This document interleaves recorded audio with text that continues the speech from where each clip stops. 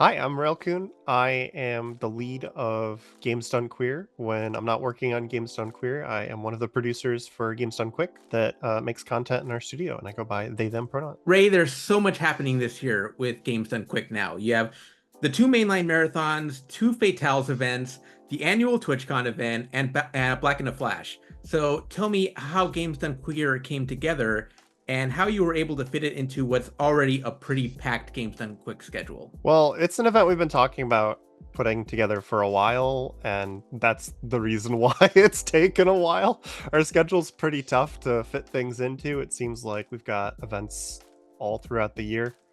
Last year, we did a rather impromptu disaster relief done quick when the pretty bad hurricanes hit. And afterwards, we were looking at that and was like, maybe we could put that Games Done Queer event we've been talking about into a similar kind of time slot in 2025. So that's where it kind of started. And we've been working the last several months to try and make that happen. You're raising money for the Lambda Legal Defense and Education Fund. Tell me about this charity and how you approach them for this event. So Lambda Legal is incredible. We were looking for a charity that wasn't just for, broader strokes, because right now things are pretty tough. There's a lot of things happening, so many anti-trans and queer laws being passed. And we wanted something that felt more involved, but going for international and involved is really tough because most of the big international organizations are top level policy and not really getting into the fight. So as we were looking, trying to find somebody that felt right, we came across Lambda Legal, and they ticked all the boxes, but were US only. And in the past, since we've done a couple US specific benefits for our events when the cause is really important and the community still showed up, we kind of trusted that going with a charity that's the right fit but only in the US would still kind of work for our community. Because if you look at Lambda Legal, they've been involved in Obergefell versus Hodges, the gay marriage Supreme Court decision. They were involved in getting X gender markers on passports nationally. They've been involved in a lot of the really big rights fights in this space and are currently involved in more because of all of the laws that are being passed, and they've got lawsuits in progress. And they're really just a great organization who's in there, fighting the fight instead of trying to affect the top level policy.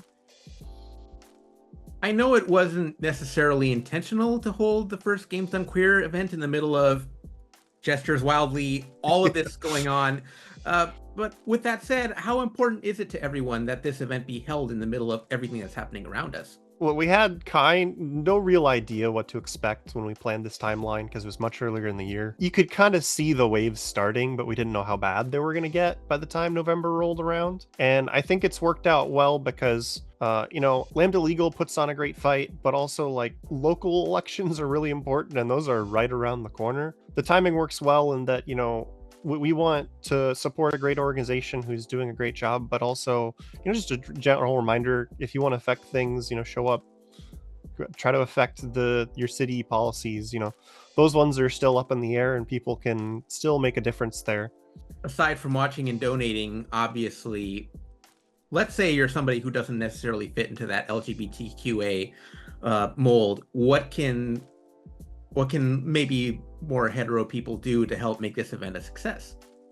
So we really only focused on the LGBTQIA plus talent and hosts. We had the volunteer applications open for everybody else, and we had a couple people who submitted for like chat moderation, because that can be pretty tough, and a few of the other roles where it's just difficult. We didn't mind putting allies into those spaces. We wanted the talent to be the face of the community, but also just promoting the event, telling your friends it's on, donating to the charity.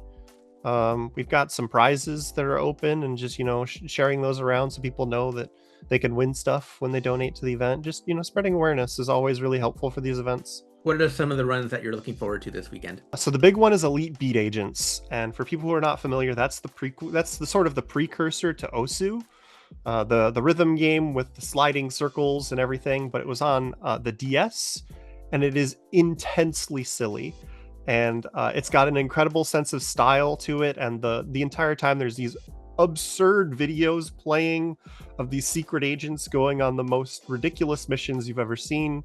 Motas has been submitting that to events for ages, hasn't quite gotten it in, so we're excited to be able to platform that here for the first time.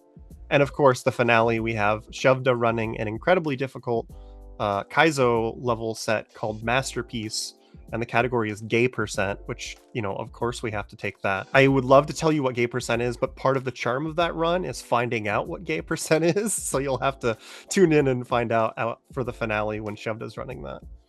I thought about asking that. I thought about, should I ask what gay percent is? But there really is a joy in just like watching and finding out for yourself, and just like it's it's a long level pack, so gay percent is not going all the way through is kind of like the hint. And also, to get people a little bit more interested, it is a Mario World Kaizo level set, but you play as Sonic. So last question from me. I've been watching Games Done Quick for many years, and I've watched it grow into a safe space, not just for queer runners, but queer people as a whole. And what would you like to say to your audience today, some of whom are in greater need of a community like this one? I think the one thing I want to say is that, these spaces exist. And even though GDQ is coming in and putting on an event like this for the first time, we don't want to take over the space, because there's been other spaces that are around already. There's Binary Breakers is a wonderful one run by a couple GDQ people who are really involved. There's, Frame Fatales, obviously, for women. It includes women and femmes. There's a good number of non-binary people in that community as well. If you take a look around, there's a lot of small events run by really passionate people who put up safe spaces, and especially with how decentralized speedrunning is, where each community has its own Discord, you can really push just to make your own communities that you're involved in feel more safe as well. I think one of the big reasons why people recognize Games Done Quick as being such a safe space for gay, queer, trans people is because we've made such an effort to make people feel safe to be themselves. So you go to a GDQ and you see a lot of people walking around being themselves and openly presenting themselves the way they want to. And I think it's really easy for people to say, wow, there's a lot of trans people at GDQ. And I think it's more that there's a lot of trans people who feel safe being open about it at GDQ. I've come to really appreciate that about all of you, how open everybody can be, how everyone can just be themselves there, and how much fun the whole environment is, and just how welcoming you all are. And I always appreciate that about all of you. When can people watch Games Done Queer? It's coming up this Friday, October 31st through Sunday, November 2nd. Each day will be starting at 1 p.m. Eastern. We got some fun that we'll be putting on as little pre-shows each day. We got a couple interviews and some prize segments. But that fun that you mentioned is the important part. We want this to be a celebration as well as raising money for a good cause, because people need a break right now, and we can have some fun together while we're doing some good. Was that Halloween starting date intentional? It kind of was it worked out. We were kind of looking at the dates, and it was in the time frame we wanted to start it. It was Halloween's right there.